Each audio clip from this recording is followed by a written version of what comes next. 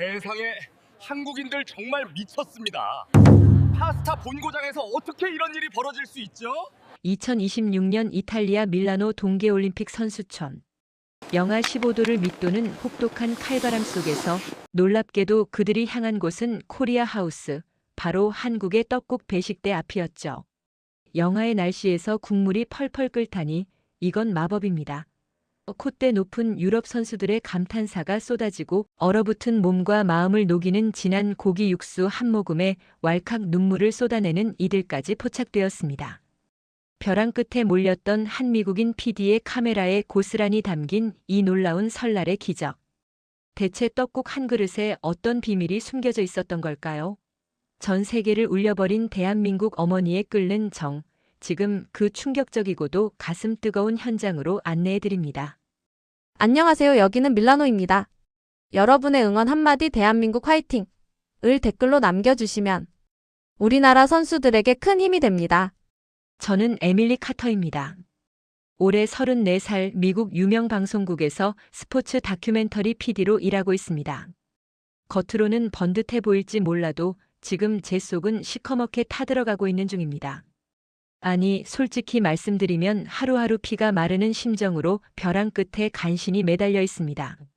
최근 제가 기획하고 연출한 프로그램들이 연달아 시청률 참패를 기록하고 있기 때문입니다.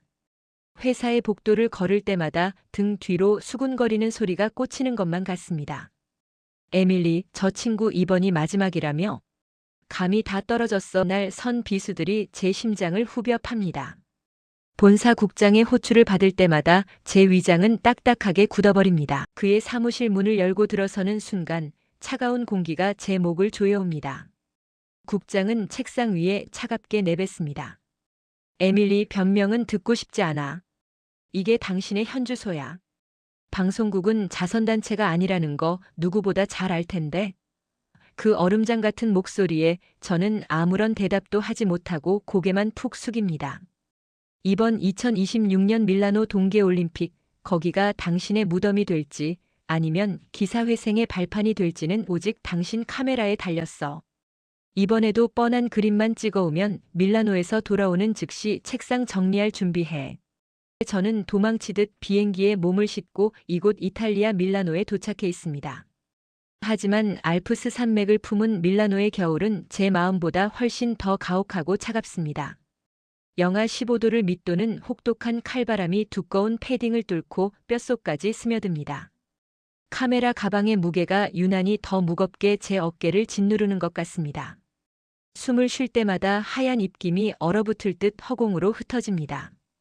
동계올림픽이라는 무대, 겉으로는 전 세계인의 축제라며 화려하게 빛나지만 막상 취재를 해야 하는 PD의 입장에서 이곳은 이미 너무나도 뻔하고 건조한 사막과도 같습니다. 수십 년 동안 올림픽 다큐멘터리가 보여준 그림은 언제나 비슷비슷하기 때문입니다. 피와 땀, 눈물, 영웅의 탄생, 국가 간의 치열한 경쟁. 이미 시청자들은 이런 진부한 서사에 더 이상 감동하지 않습니다. 리모컨을 돌려버리거나 유튜브 창을 꺼버리는 시대인 겁니다. 대체 이 차갑고 거대한 눈밭에서 무슨 새로운 이야기를 찾아내야 한단 말인가요? 막막함이 거대한 눈사태처럼 제 온몸을 덮쳐옵니다. 며칠째 제대로 잠도 자지 못한 채 저는 충혈된 눈으로 카메라를 쥐고 선수촌 곳곳을 유령처럼 배회합니다. 무언가 아주 작더라도 시청자들의 시선을 단숨에 사로잡을 만한 강력한 한 방이 필요합니다. 하지만 제 카메라 앵글 속에는 그저 묵묵히 훈련에 임하는 선수들의 굳은 표정뿐입니다. 이른 아침, 아직 동이 트기도 전인 어스름한 새벽입니다. 살을 애는 듯한 추위를 피해 저는 무작정 선수촌 한가운데 위치한 대형 식당으로 발걸음을 옮깁니다. 따뜻한 커피라도 한 잔 마시며 얼어붙은 뇌를 녹여볼 요량입니다. 식당 문을 열고 들어서자 훅 끼쳐오는 훈기에 굳어있던 어깨가 조금 내려갑니다. 이곳은 전 세계에서 모인 수천 명의 엘리트 운동선수들의 식사를 책임지는 거대한 심장과도 같은 곳입니다. 이탈리아 하면 무엇이 가장 먼저 떠오르시나요? 당연히 파스타와 피자입니다. 이탈리아 사람들의 자국 음식에 대한 자부심은 하늘을 찌르고도 남습니다. 이번 밀라노 올림픽 조직위원회 역시 선수촌 식당의 가장 넓고 화려한 메인 구역을 이탈리아 전통 요리 코너로 꾸며놓았습니다. 최고급 올리브유의 향긋한 냄새, 진하게 끓여낸 토마토 소스, 화덕에서 막 구워낸 고소한 치즈의 풍미가 식당 전체를 지배해야 마땅합니다. 그런데 말입니다.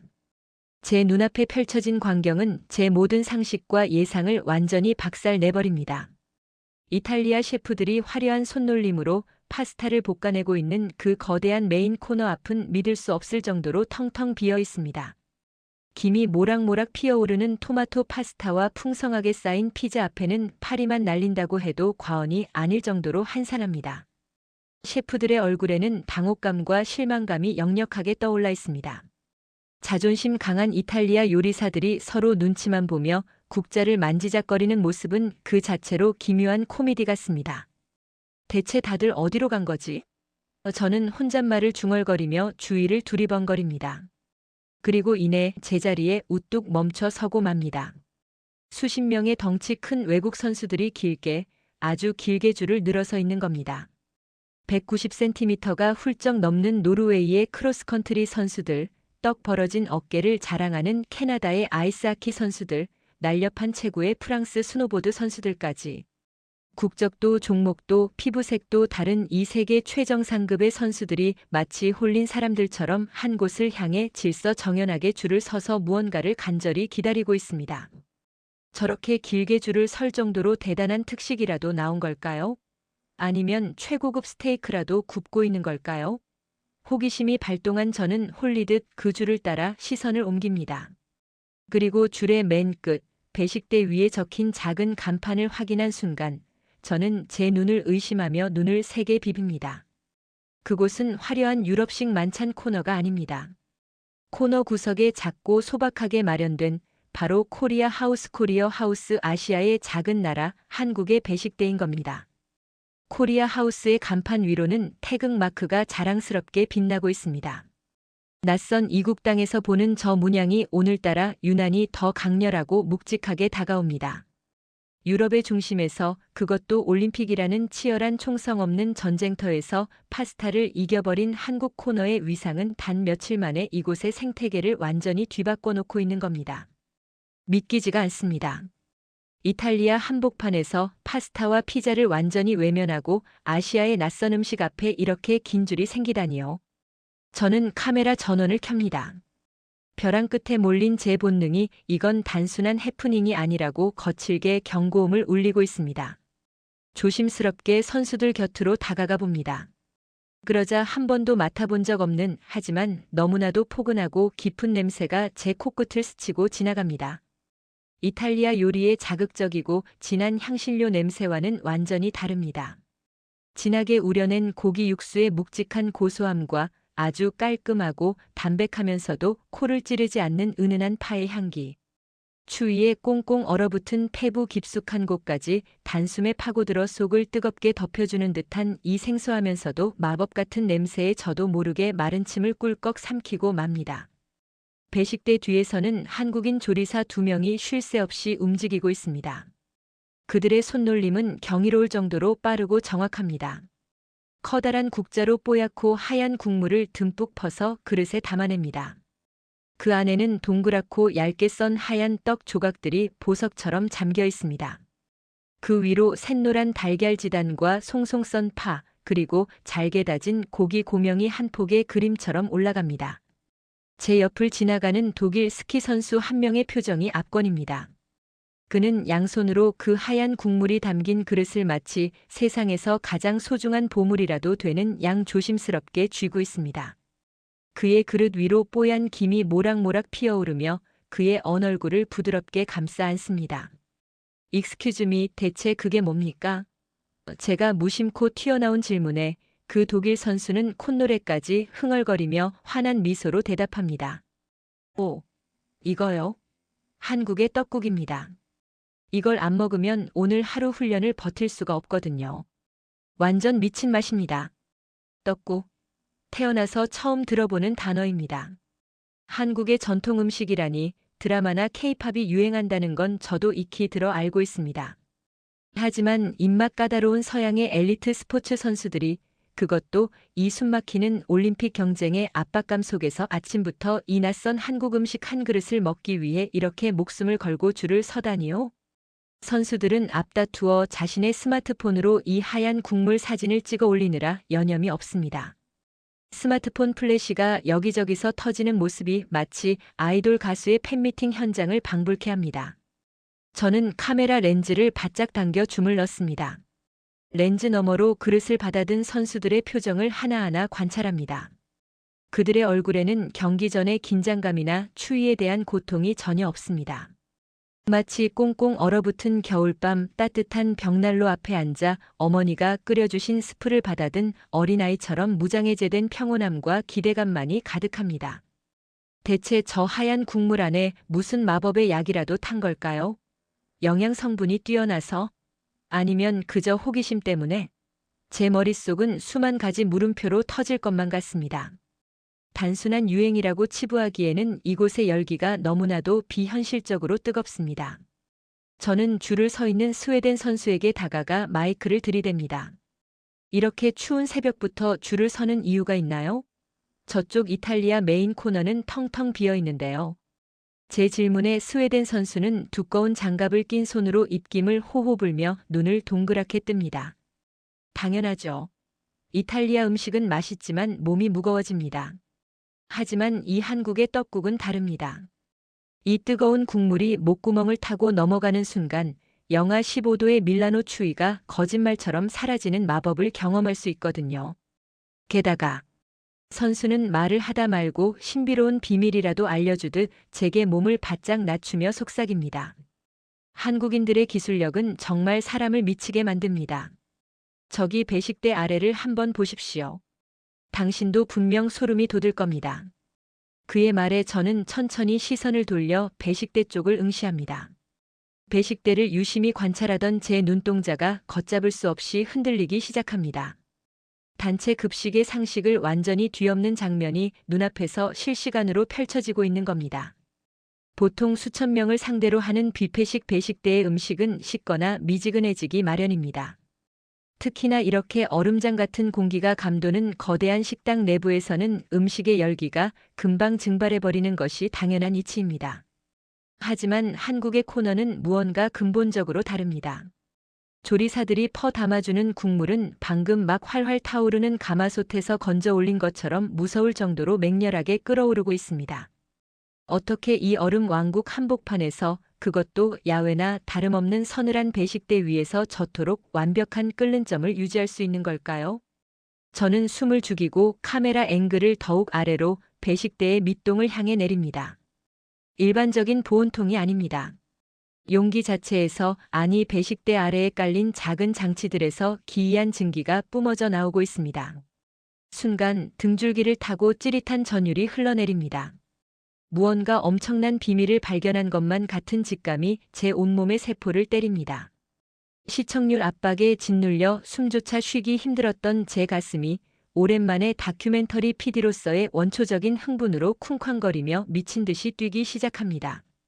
국장의 차가운 비웃음, 해고 통보를 기다리던 두려움은 이미 이 하얀 김 속으로 흔적도 없이 사라져버렸습니다.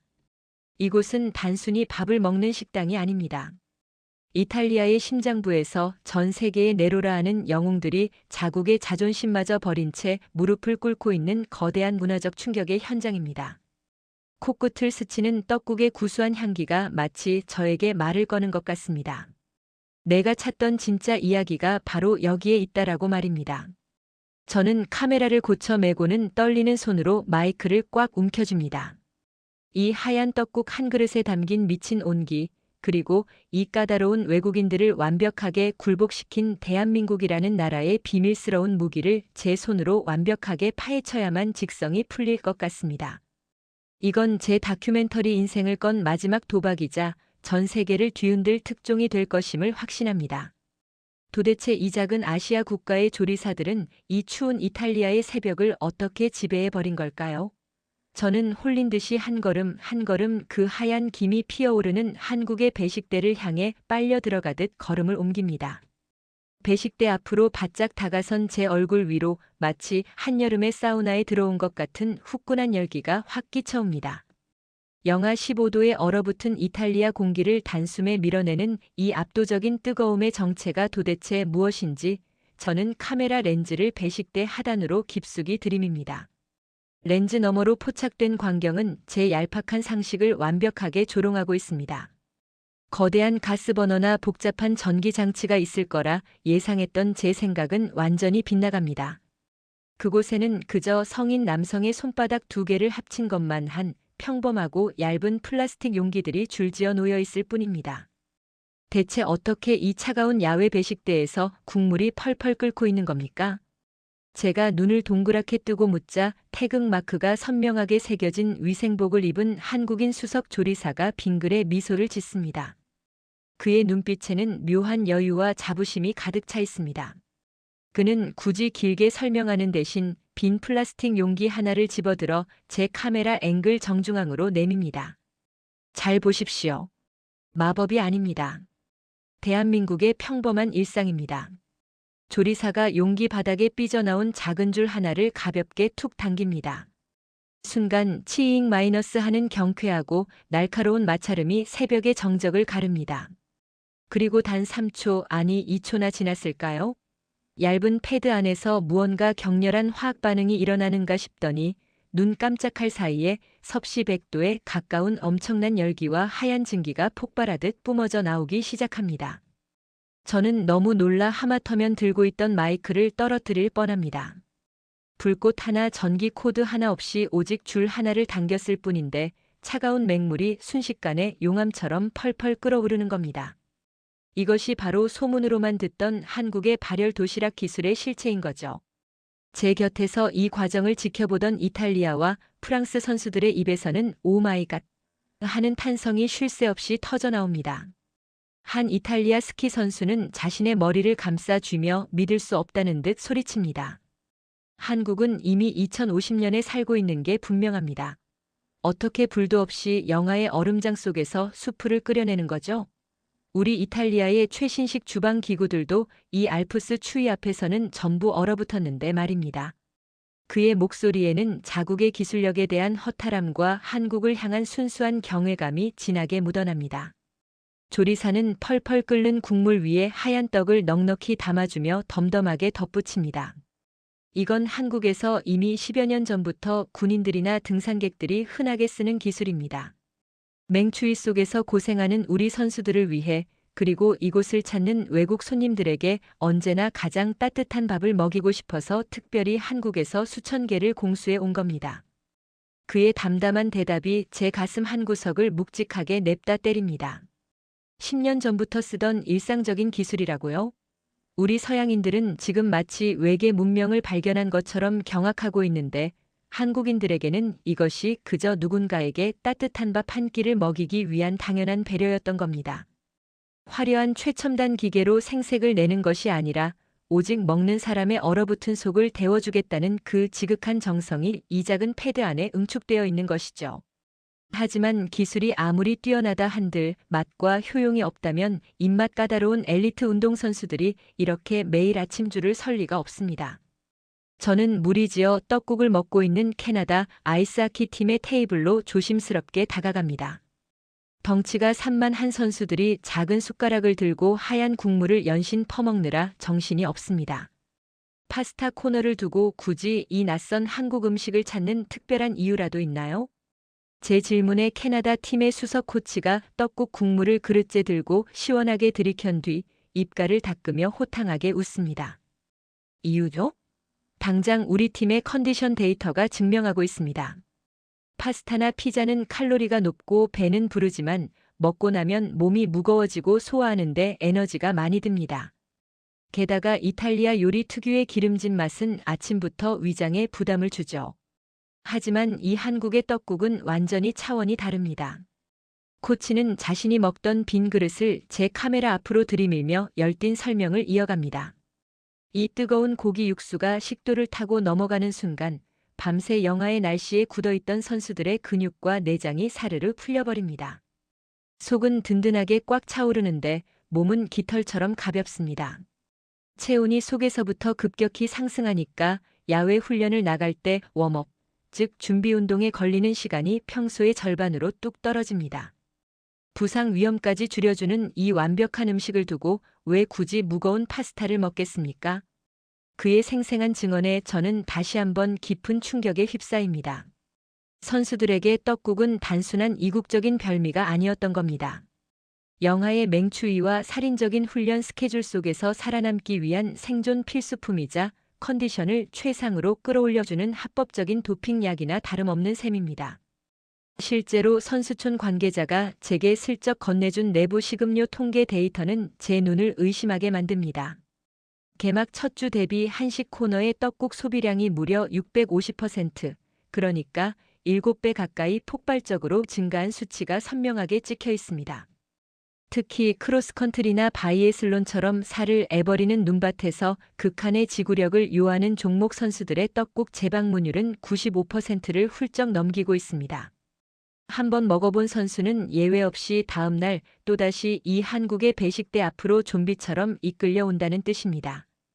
이제 코리아 하우스는 매일 아침 6시도 되기 전부터 긴 줄이 생기고 하루에 준비한 수백 인분의 재료가 단 2시간 만에 동이 나버리는 전무후무한 사태를 맞이하고 있는 겁니다. 저는 카메라를 들고 식당 곳곳을 천천히 돌아다닙니다. 그리고 렌즈를 통해 선수들이 떡국을 대하는 태도 그 자체에 집중하기 시작합니다. 단지 배를 채우기 위해 허겁지겁 음식을 쑤셔 넣는 모습이 아닙니다. 이들의 표정에는 공통된 무언가가 서려 있습니다.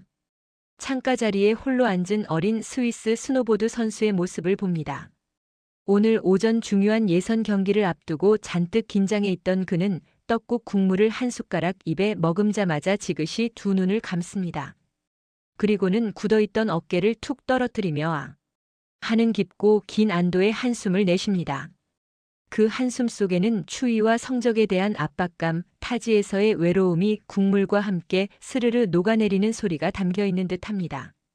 마치 고된 하루를 마치고 집에 돌아왔을 때 나를 위해 밤새 아궁이에 불을 지피고 따뜻한 고깃국을 끓여놓고 기다리던 어머니의 품에 안긴 것 같은 그런 지독하게 평온한 얼굴인 겁니다. 한국인 조리사들은 음식이 동나서 발을 동동 구르는 상황 속에서도 절대 서두르거나 짜증을 내는 법이 없습니다. 그들은 한 명 한 명의 선수에게 그릇을 건넬 때마다 눈을 맞추며 환하고 따뜻하게 웃어줍니다. 비록 언어는 통하지 않지만 이거 먹고 속 든든히 채워서 오늘 하루도 무사히 다치지 말고 잘 뛰어라라고 말하는 그 무언의 응원이 공기를 타고 고스란히 전해집니다. 한국인들이 말하는 그 고유한 감정, 정이라는 것이 바로 이런 걸까요? 저는 직감합니다. 이 엄청난 현상은 단순히 발열 도시락이라는 신기한 기술력 때문만도 아니고 고기 육수의 감칠맛 때문만도 아닙니다. 얼음장 같은 타지의 낯선 식당에서 선수들을 단순한 메달 기계나 경쟁자로 대하지 않고 밥은 먹이고 내보내야 하는 내 자식처럼 품어주는 그 한국 어머니 특유의 끓어오르는 온기가 이들의 마음을 완전히 무장해제 시켜버린 겁니다. 치열한 경쟁만 남은 차가운 올림픽 선수촌 한복판에 한국인들이 거대하고 따뜻한 아궁이를 통째로 옮겨놓은 셈입니다. 머릿속에서 파편처럼 흩어져 있던 의문들이 하나둘씩 퍼즐처럼 맞춰지기 시작합니다. 저는 숨을 깊게 들이마십니다. 지금까지는 한 발짝 떨어져서 철저하게 관찰자의 시선으로 앵글을 잡았습니다. 하지만 이 완벽한 서사를 완성하기 위해서는 마지막 퍼즐 조각이 필요합니다. 렌즈 너머로 보는 것만으로는 부족합니다. 왜 저토록 콧대 높은 서양인들이 저 하얀 국물 앞에서 눈시울을 붉히는지, 왜 650%라는 미친 통계가 나올 수밖에 없었는지 제 몸뚱어리로 직접 부딪혀 확인해야만 합니다. 저는 쥐고 있던 카메라 전원을 잠시 끄고 렌즈 캡을 닫습니다. 그리고 패드득 떨리는 손을 주머니에 찔러 넣은 채 길게 늘어선 한국의 배식대줄 맨 끝으로 조용히 걸음을 옮겨 섭니다. 시청률 부진에 대한 극도의 스트레스와 해고의 공포로 지난 몇 달간 제대로 된 음식 하나 넘기지 못해 너덜너덜해진 제 위장과 혹독한 알프스의 칼바람에 꽁꽁 얼어붙어 감각조차 없어진 제 몸뚱어리가 본능적으로 그 뜨거운 온기를 향해 미친 듯이 아우성치고 있습니다. 제 앞에는 노르웨이 선수와 이탈리아 코치가 조용히 대화를 나누며 순서를 기다리고 있습니다. 이제 곧 제 차례입니다. 과연 저 마법의 발열 도시락에서 뿜어져 나오는 대한민국 어머니의 정이 담겼다는 저 떡국 한 그릇이 벼랑 끝에 서 있는 이 비참한 미국인 PD의 얼어붙은 심장마저 다시 뛰게 만들 수 있을까요? 조리사의 환한 미소와 함께 펄펄 끓는 하얀 국물이 담긴 묵직한 그릇이 마침내 제 손 위로 건네집니다. 모락모락 피어오르는 하얀 김이 제 시야를 가득 채우며 저는 떨리는 숟가락을 들어 올립니다. 숟가락을 집어든 손끝으로 그릇의 열기가 생생하게 전해집니다. 영하의 날씨 속에서 이토록 완벽한 온도를 유지하고 있다는 사실이 새삼 피부로 와닿으며 찌릿한 전율마저 일어납니다. 저는 숟가락으로 조심스럽게 국물을 한번 휘저어 봅니다. 맑고 뽀얀 국물 속에서 쫄깃해 보이는 하얀 떡 조각들이 보일 듯 말 듯 춤을 춥니다. 그 위로 흩어진 노란 지단과 파의 색감이 마치 하나의 예술 작품처럼 정갈하게 조화를 이루고 있습니다. 코를 가까이 대자 아까 멀리서 맡았던 것보다 훨씬 더 깊고 진한 향기가 훅 하고 밀려 들어옵니다. 단순히 고기를 끓여낸 냄새가 아닙니다. 오랜 시간 정성을 다해 푹 고아낸 누군가의 땀과 시간이 고스란히 녹아있는 아주 깊은 차원의 냄새입니다. 이 냄새를 맡는 순간 알 수 없는 이유로 코끝이 찡해져 옵니다. 시청률에 목매며 차가운 방송국 복도를 전전하던 제 지난날의 설움이 이 따뜻한 향기 앞에서 스르르 무장해제되는 기분입니다. 드디어 결전의 순간입니다. 저는 눈을 질끈 감고 하얀 김이 피어오르는 국물을 한 숟가락 가득 떠서 조심스럽게 입술 사이로 밀어넣습니다. 그리고 그 찰나의 순간 저는 제 입안에서 아니 제 온몸에서 일어나는 거대하고 폭발적인 감각의 변화에 그만 숨을 멈추고 맙니다. 입천장을 댈 것만 같은 압도적인 뜨거움이 가장 먼저 혀를 강타하더니 이내 고기 육수에 엄청난 감칠맛이 폭포수처럼 쏟아져 내리며 제 미각 세포를 하나하나 사정없이 깨우기 시작합니다. 대체 이 작은 그릇 안에서 무슨 일이 벌어지고 있는 걸까요? 혀를 감싸는 국물의 온도에 저도 모르게 온몸을 부르르 떱니다. 단순한 짠맛이나 단맛 같은 얄팍하고 1차원적인 자극이 절대 아닙니다. 아주 오랜 시간 솥뼈를 푹 고아낸 그 묵직하고도 깊은 정성이 식도를 타고 위장으로 훅 떨어지는 기분입니다. 뜨거운 열기가 가슴을 통과해 차갑게 굳어있던 뱃속으로 맹렬하게 퍼져나가는 순간 영하의 칼바람에 꽁꽁 얼어붙어 감각조차 없었던 제 손끝과 발끝으로 따뜻한 피가 핑 돌며 생기가 도는 것이 생생하게 느껴집니다. 하얀 떡 조각을 앞니로 조심스럽게 베어 물어봅니다. 세상에 어떻게 이런 기가 막힌 식감이 존재할 수 있단 말입니까? 씹을수록 입안에 기분 좋게 찰싹 달라붙는 쫀득함과 이빨을 부드럽게 밀어내는 엄청난 탄력이 동시에 느껴집니다. 퍼석퍼석하게 부서지는 유럽의 빵이나 뚝뚝 끊어지며 속을 더부룩하게 만드는 밀가루 파스타 면에서는 단 한 번도 경험해보지 못한 살아 숨 쉬는 듯한 생동감입니다. 게다가 떡 사이사이에 깊게 배어든 진한 고기 육수의 감칠맛이 씹을 때마다 팡팡 터져 나오며 뇌 속의 쾌감세포를 사정없이 자극합니다. 그 위에 정갈하게 얹어진 샛노란 달걀 지단의 고소함과 파의 산뜻하고 개운한 향이 완벽한 삼박자를 이루며 제 입안에서 화려하고도 성대한 미각의 축제를 벌이고 있는 겁니다. 그런데 참으로 이상한 일입니다. 분명 맛있고 뜨거운 음식을 감탄하며 먹고 있을 뿐인데 왜 자꾸만 제 시야가 뿌옇게 흐려지는 걸까요? 국물을 연거푸 떠먹던 제 숟가락이 허공에서 갈 길을 잃고 멈칫합니다. 툭 하고 굵은 눈물방울 하나가 김이 모락모락 피어오르는 뚝배기 그릇 위로 떨어져 내립니다. 다황해서 서둘러 손등으로 눈가를 훔쳐보지만 한번 터져버린 눈물샘은 마치 고장난 수도꼭지처럼 뜨거운 눈물을 쏟아냅니다. 최근 연이은 시청률 부진으로 회사의 차가운 복도를 유령처럼 배회하며 숨죽여야 했던 참담한 시간들, 언제 국장의 입에서 해고 통보가 떨어질지 모른다는 극도의 공포감, 그리고 이 낯설고 혹독한 이탈리아 밀라노의 눈밭에서 좋은 다큐멘터리를 찍어야 한다는 강박관념으로 홀로 버텨내야 했던 그 지독한 외로움과 중압감.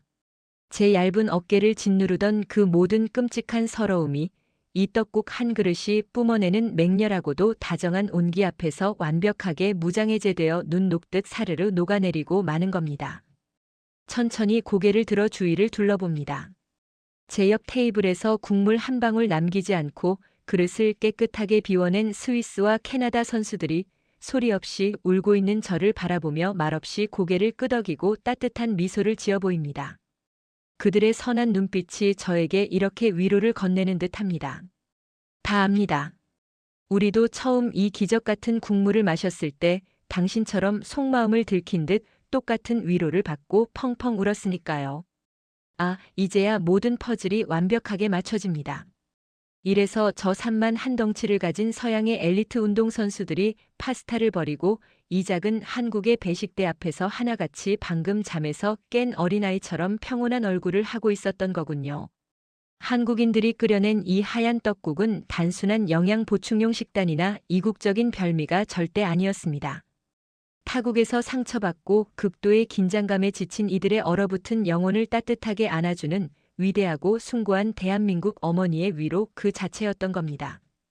그날 밤 저는 비좁고 차가운 숙소로 돌아와 외투도 벗지 않은 채 노트북을 켜고 밤을 새워 미친 듯이 편집에 매달립니다.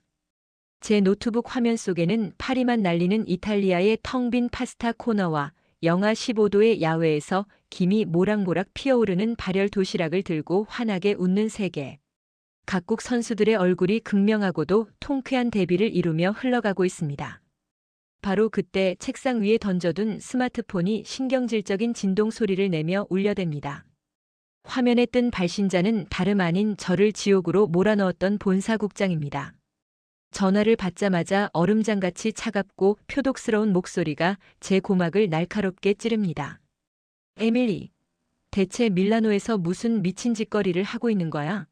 다른 채널들은 이탈리아 스키 영웅들이나 금메달 후보들 단독 인터뷰 따느라 피 터지게 싸우고 있는데 자네가 선수촌 구석탱이에서 무슨 아시아 스프나 찍고 있다는 멍청한 보고가 방금 내 귀에 들어왔어. 제정신이야? 올림픽 다큐멘터리가 무슨 삼류 요리 프로그램인 줄 알아? 당장 카메라 접고 다음 비행기로 돌아와. 넌 내일부로 해고야. 예전에 저였다면 심장이 덜컥 내려앉아 덜덜 떨며 살려달라고 변명하기에 급급했을 겁니다. 하지만 지금의 저는 완전히 다른 사람이 되어 있습니다. 제 핏줄 속에는 떡국이 남기고 간 그 뜨거운 생명력과 용기가 활활 타오르고 있고 제 머릿속에는 배식대 앞에서 보여주던 한국인 조리사들의 그 따뜻하고 자애로운 눈빛이 선명하게 새겨져 있습니다. 저는 떨리는 입술을 꽉 깨물고 태어나서 처음으로 국장을 향해 단호하고도 폭발적인 목소리로 맞받아칩니다. 국장님, 이것은 한낱 삼류 요리 스프가 아닙니다. 콧대 높은 이탈리아의 자존심이 완전히 붕괴되고 얼어붙은 전 세계인들의 심장을 펄펄 끓게 만든 기적의 현장이란 말입니다. 오직 효율과 자본만 따지는 서양의 오만함을 단숨에 무릎 꿇린 아시아의 진짜 무서운 힘이라고요. 수천 명의 세계 최정상급 선수들이 불도 없이 끓어오르는 한국의 발열 도시락 기술력에 경악하고 그 그릇 안에 담긴 따뜻한 정의 눈물을 흘리며 위로를 받고 있습니다. 사흘, 아니 단 이틀만 주십시오. 이 영상이 세상을 어떻게 뒤집어 놓는지, 제 카메라가 어떤 역사를 기록했는지 똑똑히 보여드리겠습니다. 저는 씩씩대는 국장의 고함 소리를 가차없이 무시한 채 통화 종료 버튼을 매몰차게 눌러버립니다. 제 다큐멘터리 인생을 제 위태로운 영혼 전체를 내건 일생일대의 배팅이 시작되는 짜릿한 순간입니다. 저는 이 다큐멘터리의 핵심 뼈대를 철저하게 설날이라는 대한민국의 고유 명절 문화에 맞춥니다. 새해 첫날 하얗고 순수한 떡국을 끓여 먹으며 몸과 마음을 정결하게 하고 사랑하는 가족과 이웃들에게 따뜻한 고깃국을 배불리 먹여 한 해의 무사한 일과 건강을 기원하는 그 눈물겨운 정의 철학. 단순히 위장을 채우는 짐승 같은 행위가 아니라 타인의 상처받은 영혼까지 다독이고 살찌우는 그 경이로운 한국만의 문화를 나레이션에 촘촘하고 감동적으로 새겨 넣습니다. 영하 15도의 살인적인 맹추위 속에서도 플라스틱 줄 하나만 툭 당기면 마법처럼 펄펄 끓어오르는 K- 발열. 도시락에 소름 돋는 최첨단 기술력은 극한의 상황에서도 기어코 따뜻한 밥을 먹이고야 말겠다는 한국인들의 독한 배려를 증명하는 완벽한 시각적 충격 요소로 전면에 배치합니다. 이틀 꼬박 밤을 새워 두 눈이 벌겋게 핏발이 선 채로 모니터를 뚫어지게 바라보던 저는 마침내 부들부들 떨리는 손가락으로 이탈리아 밀라노 한복판의 기적. 얼어붙은 전 세계인들을 울린 한국 어머니의 끓는 정이라는 강렬한 제목을 타이핑합니다. 그리고 숨을 크게 한 번 들이마신 뒤 영상 플랫폼의 업로드 버튼을 강력하게 클릭합니다. 파일 전송률이 100%를 가리키며 완료 창이 뜨는 순간 저는 모든 에너지를 소진한 채 그대로 책상 위로 쓰러져 기절하듯 깊은 잠에 빠져듭니다. 얼마의 시간이 흘렀을까요? 책상 위에서 미친 듯이 요란하게 울려대는 스마트폰의 진동과 알림음 폭격에 저는 소스라치게 놀라며 번쩍 눈을 뜹니다. 비몽사몽간의 스마트폰 화면을 확인한 저는 순간 제 심장이 갈비뼈를 뚫고 튀어나오는 줄 알았습니다. 숨을 쉴 수조차 없을 만큼 엄청난 광경이 제 눈앞에 펼쳐져 있는 겁니다. 오 마이 갓. 세상에 지금 도대체 무슨 일이 벌어지고 있는 거지? 제가 올린 다큐멘터리 영상의 조회수가 그야말로 미친 듯한 속도로 폭발하고 있습니다. 10만, 50만을 넘어 업로드된 지 불과 반나절 만에 200만 뷰를 향해 맹렬하게 치솟고 있는 겁니다. 새로 고침을 누를 때마다 수만 단위로 숫자가 폭등하며 서버가 다운될 지경입니다. 스마트폰의 알림창은 전 세계 각국에서 실시간으로 쏟아지는 댓글들로 인해 화면이 멈춰버리는 렉 현상까지 발생합니다. 댓글창은 그야말로 전 세계 언어가 총집합한 거대한 찬양의 대통합장입니다. 영어, 이탈리아어, 프랑스어, 스페인어, 심지어 아랍어까지 온갖 언어들이 한국을 향한 경외심을 토해내고 있습니다. 맙소사, 저 마법 같은 발열 도시락 기술을 당장 우리 알프스 스키장과 군부대에 도입해야 한다. 한국인들은 미래에서 온 천재 마법사들인가? 영상을 보는 내내 나도 모르게 가슴이 뜨거워지며 굵은 눈물이 흘렀다. 단순한 떡국 한 그릇에 저렇게 깊은 철학과 타인을 향한 지극한 사랑이 담겨 있다니 대한민국이라는 나라의 위대한 품격에 진심으로 존경을 표한다. 이탈리아 요리사들이 텅 빈 배식대 앞에서 쩔쩔매는 모습이 너무 통쾌하다. 파스타의 본고장이 아시아의 음식에 완전히 무릎을 꿇었군. 그런데 그 패배가 너무나도 따뜻하고 아름다워서 반박할 수가 없다. 네티즌들의 반응은 그저 영상 플랫폼 안에만 머물지 않습니다. 밀라노 선수촌에서 직접 이 마법의 떡국을 맛보고 위로를 받았던 각국의 유명 메달리스트 선수들이 앞다투어 제 영상을 자신의 개인 소셜미디어와 트위터에 리트윗하며 엄청난 화력에 거대한 기름을 들이붓기 시작합니다. 미국의 유명 스노보드 국가대표 선수는 빈 떡국 그릇을 들고 환하게 웃는 인증샷과 함께 한국의 떡국은 내 금메달의 가장 위대한 숨은 조력자다.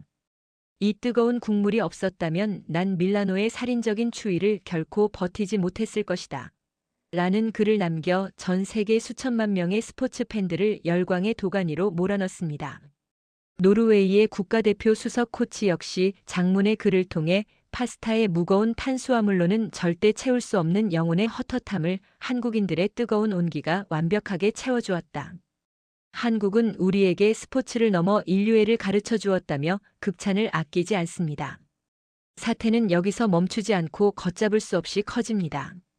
프랑스의 가장 권위 있는 주요 스포츠 채널, 독일의 유력 일간지, 심지어 영국의 콧대 높은 공영방송 BBC까지 제 다큐멘터리 영상을 메인 화면으로 무단 인용하며 유럽이 굴복한 그 맛, 올림픽을 휩쓴 한국의 떡국 열풍과 K푸드테크의 압도적 기적이라는 타이틀로 긴급 속보를 내보내며 대서특필하기 시작합니다. 유럽의 가장 보수적이고 깐깐한 뉴스 앵커들이 한껏 상기된 붉은 얼굴로 한국의 미친 발열 기술력과 설날의 따뜻한 나눔 문화를 앞다투어 찬양하는 경이로운 모습이 전 세계 안방으로 실시간 생중계되고 있는 겁니다. 보이십니까? 시청률 압박과 해고, 위기에 벌벌 떨며 숨조차 제대로 쉬지 못하던 벼랑 끝에 무명 미국인 다큐멘터리 PD가 대한민국의 진심이 펄펄 끓고 있는 이 하얀 떡국 한 그릇으로 전 세계인들의 굳게 닫힌 심장을 완벽하게 정조준에 박살 내버린 겁니다. 이것은 단순히 한 편의 다큐멘터리가 대박이 난 사건이 아닙니다. 자만심과 우월감으로 똘똘 뭉쳐있던 콧대 높은 유럽인들이 그들이 수백 년간 철석같이 믿어왔던 자신들의 오만한 문화를 쓰레기통에 처박아 버린 채 조그만 아시아 국가 한국의 압도적인 기술력과 어머니의 따뜻한 품에 두 손 두 발 다 들고 완벽하게 백기를 흔들어 버린 역사적이고 통쾌한 대반전의 순간인 겁니다. 모니터 화면 속에서 쉴 새 없이 터져나가는 폭발적인 조회수와 전 세계인들의 열광적인 찬사를 멍하니 바라보며 저는 가슴 가장 깊은 곳에서부터 용암처럼 차오르는 엄청난 카타르시스와 미칠 듯한 쾌감에 저도 모르게 두 주먹을 불끈 쥐고 짐승 같은 환호성을 내지릅니다. 이겼다. 이탈리아가 굴복했다. 대한민국의 기술과 그들의 따뜻한 정이 이 거만한 세상을 완전히 씹어먹어버린 겁니다. 제 포효가 채 끝나기도 전에 책상 위에 던져두었던 스마트폰이 다시 한번 미친 듯이 발작을 일으키며 요란하게 울려댑니다. 화면에 선명하게 떠오른 이름, 불과 몇 시간 전만 해도 당장 짐을 싸서 꺼지라며 저에게 쌍욕을 퍼붓고 해고 통보를 날렸던 바로 그 본사국장입니다. 예전에 저였다면 심장이 덜컥 내려앉아 벌벌 떨며 전화를 받았겠지만 지금의 저는 아주 여유로운 미소를 지으며 천천히 통화 버튼을 누릅니다. 에밀리. 오 마이 디어 에밀리. 내 목소리 들리나? 자네 지금 어디야? 밥은 먹었어? 춥지는 않고? 수화기 너머로 들려오는 국장의 목소리는 방금 전에 그 표독스러운 악마가 맞나 싶을 정도로 소름 끼치게 다정하고 간사합니다. 저는 대답 대신 조용히 헛웃음을 칩니다. 제 침묵의 국장은 제가 전화를 끊어버릴까봐 다급하게 아주 랩을 하듯 말을 쏟아내기 시작합니다. 자네 영상, 지금 본사 임원진 전체가 기립박수를 치며 보고 있네. 시청률 지표가 완전히 미쳐 날뛰고 있어. 타사 방송국 놈들이 우리 영상 판권을 사겠다고 줄을 섰다고. 내가 자네 진가를 몰라보고 잠깐 미쳤었나 봐. 해고. 누가 그런 헛소리를 해. 당장 본사로 돌아오면 다큐멘터리 총괄 수석 부장 타이틀은 물론이고 자네가 원하는 조건으로 5년 독점 재계약서에 도장부터 찍게 해줄 테니 제발 딴 생각하지 말고 우리랑 계속 하자고. 내 말 듣고 있지, 에밀리? 저를 벼랑 끝으로 밀어넣었던 거만한 권력자가 제 발밑에 납작 엎드려 꼬리를 흔드는 이 짜릿하고 통쾌한 순간. 저는 차분하고도 도도한 목소리로 계약 조건은 밀라노 일정이 모두 끝난 뒤 제 개인 변호사와 아주 천천히 이야기하시죠. 라고 쐐기를 박은 뒤 우아하게 전화를 끊어버립니다. 10년 묵은 체증이 단숨에 뻥 뚫려 날아가는 그야말로 완벽하고도 눈물겨운 인과응보의 순간입니다. 하지만 제 개인적인 성공은 지금 밀라노 전역을 뒤흔들고 있는 거대한 한국 열풍에 비하면 그저 작은 에피소드에 불과합니다. 날이 갈수록 코리아 하우스 앞은 단지 올림픽 선수들뿐만 아니라 정장을 빼입고 서류 가방을 든 유럽의 거물급 바이어들과 유통업자들로 문전성시를 이루고 있습니다. 프랑스의 대형 스포츠 유통업체 회장은 직접 코리아 하우스로 찾아와 떡국 배식대 앞에 양복을 입은 체주를 서는 진풍경을 연출하고 있습니다. 그는 알프스 산맥의 수많은 스키장 리조트와 몽블랑 트레킹 코스에 이 한국형 발열 도시락을 독점 공급하고 싶다며 백지수표나 다름없는 계약서를 들이밀며 애원하고 있습니다. 독일의 군수물자 담당 고위 장교들 역시 매의 눈으로 배식대 아래의 발열 패드 원리를 분석하며 우리 독일군의 뻣뻣하고 차가운 전투 식량을 당장 이 한국의 마법 같은 기술로 전면 교체해야만 극한의 맹추위 속에서 병사들의 생존율을 높일 수 있다라고 입에 거품을 물고 열변을 토하는 중입니다. 가장 압권인 것은 이탈리아의 반응입니다. 자국 요리에 대한 자부심 하나로 똘똘 뭉쳐있던 이탈리아의 대형 식품 기업들조차 체면을 다 구기고 한국의 즉석식품 제조사의 기술 제휴를 요청하는 팩스를 밤낮 없이 보내고 있는 실정입니다. 심지어 텅 빈 파스타 코너를 지키며 눈물을 훔치던 이탈리아 수석 셰프조차 몰래 코리아 하우스로 넘어와 떡국 한 그릇을 얻어먹고는 완벽한 패배다. 이 뜨거운 국물 앞에서는 세상의 그 어떤 화려한 요리도 의미가 없다라며 씁쓸하면서도 경외감 가득한 찬사를 남겼을 정도니까요. 단순한 한 끼 식사가 유럽의 콧대 높은 경제와 산업 생태계마저 완벽하게 뒤흔들어 버리고 있는 겁니다. 유럽 주요 외신 뉴스는 연일 한국의 K- 푸드테크를 메인 뉴스로 집중 조명하고 있습니다. 화면에 등장한 저명한 경제 전문가들은 입을 모아 이렇게 분석합니다. 한국의 진짜 무서움은 단순히 첨단 기술을 개발하는 데 있는 것이 아닙니다. 그 뛰어난 기술력을 무기 삼아 남을 지배하려 드는 대신 사람을 가장 따뜻하게 먹이는 일에 먼저 적용하는 그 지독한 인간 중심의 철학, 즉 한국 특유의 배려에 있는 것입니다. 맞습니다. 그들은 불도 없는 눈밭에서 펄펄 끓는 물을 만들어내는 마법을 온 세상에 보여주었지만 정작 그 위대한 마법으로 한 일은 자신들의 힘을 과시하는 것이 아니라 꽁꽁 얼어붙은 이방인들의 몸을 녹여주는 따뜻한 고깃국을 정성껏 끓여낸 것이었으니까요. 어느덧 길고 치열했던 2026 밀라노 동계올림픽도 대단원의 막을 내리는 폐막식 날 아침이 밝아옵니다. 저는 짐을 꾸리기 전 카메라를 숙소에 내려놓고 홀가분한 몸으로 다시 선수촌 식당을 찾습니다. 취재 목적이 아닙니다. 마지막으로 그 마법의 국물을, 저를 살려낸 그 생명의 은인 같은 맛을 온전히 제 몸과 마음으로 다시 한번 느끼고 싶기 때문입니다. 아침 7시 식당 문을 열고 들어서자 익숙하고도 포근한 진한 고기 육수 냄새가 훅 끼쳐오며 저를 아주 반갑게 맞이합니다. 오늘따라 유난히 더 많은 선수들이 코리아 하우스 앞에 끝이 보이지 않을 정도로 긴 줄을 서 있습니다. 모두가 각자의 나라로 돌아가기 전 이 기적 같은 맛을 한 번이라도 더 혀끝에 새겨두기 위해 뜬 눈으로 밤을 지새우고 달려온 것이 분명합니다. 선수들의 굵은 목에는 이번 올림픽에서 피땀 흘려 쟁취한 금빛, 은빛 메달들이 영광스럽게 빛나고 있지만 그들의 시선은 오직 저 하얀 김이 피어오르는 한국의 배식대만을 간절하게 향해 있습니다. 올림픽의 메달 색깔보다, 각자의 국적보다, 스포츠 종목보다 훨씬 더 강렬하게 이 전 세계의 영웅들을 하나로 묶어준 것은 바로 이 소박한 한국의 떡국이었음을 증명하는 숨막히도록 감동적인 광경입니다. 드디어 제 차례가 다가옵니다.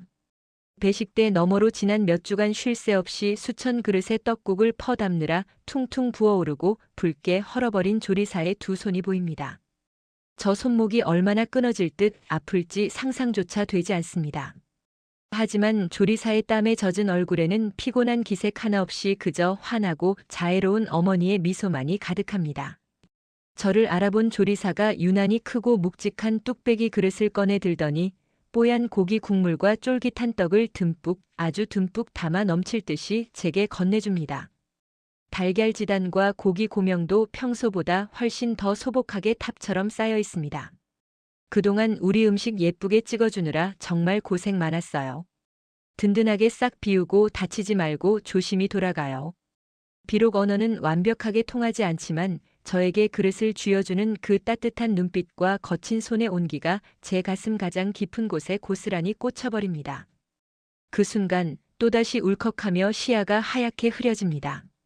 처음 이 떡국을 먹었을 때 홀로 흘렸던 눈물이 벼랑 끝에 몰린 제 비참한 처지에 대한 억울함과 서러움의 눈물이었다면 지금 제 뺨을 타고 쉴 새 없이 흘러내리는 이 뜨거운 눈물은 말로 다 표현할 수 없는 벅찬 감사와 영혼의 치유가 담긴 맑은 눈물입니다. 저는 식당 한 구석 조용한 창가 자리에 홀로 앉아 조심스럽게 숟가락을 듭니다. 영하의 날씨를 거뜬히 뚫고 뿜어져 나오는 발열 도시락의 맹렬한 열기가 제 눈물 젖은 뺨을 부드럽게 쓰다듬어 줍니다. 입안 가득 떡과 국물을 밀어넣자 변함없이 깊고 진한 고깃국의 감칠맛이 폭발하며 온몸의 세포를 사르르 녹여내립니다. 씹을수록 고소하고 쫀득한 떡의 찰진 식감 위로 지난 몇 주간 밀라노에서 겪었던 기적 같은 시간들이 파노라마처럼 스쳐 지나갑니다. 해고의 공포에 떨며 이 차가운 눈밭에 버려졌던 낯설고 외로운 미국인 다큐멘터리 PD. 텅 빈 이탈리아 파스타 코너와 길게 늘어선 아시아의 한식 코너가 만들어낸 기이하고도 통쾌한 대조. 콧대 높은 서양인들의 눈을 의심하게 만들었던 압도적이고 경이로운 발열 도시락 기술력. 그리고 그 모든 화려한 현상들을 뛰어넘어 얼어붙은 전 세계인들의 굳게 닫힌 심장을 완벽하게 무장해제 시켜버린 대한민국 어머니의 끓어오르는 정. 서양인들은 늘 화려하고 거창한 개인주의와 차가운 합리성만을 내세우며 이 세상을 지배하려 들었습니다. 저 역시 그런 얼음장 같은 자본주의 시스템 속에서 언제든 교체 가능한 부속품처럼 쓰이다 버려질 위기에 처해 벌벌 떨었었고요. 하지만 이 아시아의 작은 거인, 대한민국은 완전히 달랐습니다. 그들은 자신들의 훌륭한 수천 년 전통 음식과 세계 최고 수준의 푸드테크 기술력을 무기 삼아 남을 짓누르거나 군림하려 하지 않았습니다. 그저 묵묵히 아주 낮은 곳에서 꽁꽁 언 이방인들의 굳은 몸을 데워주고 줄인 배를 채워주며 넉넉하고 따스하게 품어 안았습니다. 그리고 그 투박하지만 진실한 배려는 전 세계에서 가장 강하고 콧대 높은 엘리트들의 육체뿐만 아니라 오만했던 정신세계마저 완전히 굴복시키고 눈물로 흠뻑 젖어들게 만들었습니다. 이것이 바로 한국인들이 말하는 정의라는 것의 진짜 무섭고도 위대한 파괴력인 겁니다. 사람을 해치는 총칼보다 강하고 수십억 달러의 거대한 자본보다 훨씬 더 위대한 심리적 지배. 타인의 아픔과 추위를 나의 아픔처럼 여기고 기어이 따뜻한 아랫목을 내어주고야 마는 그 숭고한 민족 정신이야말로 지금 이 차갑고 이기적인 시대에 전 세계를 이끌어갈 진정한 1등 국가의 자격이 아닐까요? 빈 그릇 바닥이 훤히 보일 때까지 국물 한 방울 남기지 않고 싹싹 긁어먹은 저는 숟가락을 내려놓고 뜨거운 열기로 붉게 달아오른 두 뺨을 어루만지며 창밖을 바라봅니다. 여전히 밀라노의 알프스 산맥에서는 매서운 겨울 눈보라가 거칠게 휘몰아치고 있습니다. 바깥 온도는 영하 15도를 가리키고 있지만 신기하게도 제 몸은 이제 조금도 춥지 않습니다. 위장 가장 깊은 곳에서부터 활활 타오르는 든든한 고깃국의 열기가 제 온몸의 핏줄을 타고 힘차게 돌고 있으니까요. 한국의 떡국 한 그릇이 죽어가던 저를 살려내고 선물해준 완벽하게 새로운 인생. 저는 카메라와 가방을 챙겨 씩씩하게 자리에서 일어납니다. 발걸음이 구름 위를 걷듯 깃털처럼 가볍습니다. 이제 저는 세상을 살아가며 그 어떤 차가운 시련이나 위기가 닥쳐와도 결코 쉽게 무너지지 않을 것입니다. 제 가슴 속에는 대한민국이라는 위대한 나라가 끓여준 세상에서 가장 뜨겁고 든든한 방패가 영원히 살아 숨쉬며 저를 지켜줄 테니까요. 파스타의 본고장 이탈리아의 자존심을 완벽하게 집어삼키고 전 세계인들의 영혼을 따뜻하게 데워버린 대한민국의 위대한 승리. 저는 이 경이롭고도 벅찬 역사의 한복판에 서 있었다는 사실을 제 평생 죽는 날까지 가장 영광스러운 훈장처럼 자랑스럽게 가슴에 품고 살아갈 것입니다.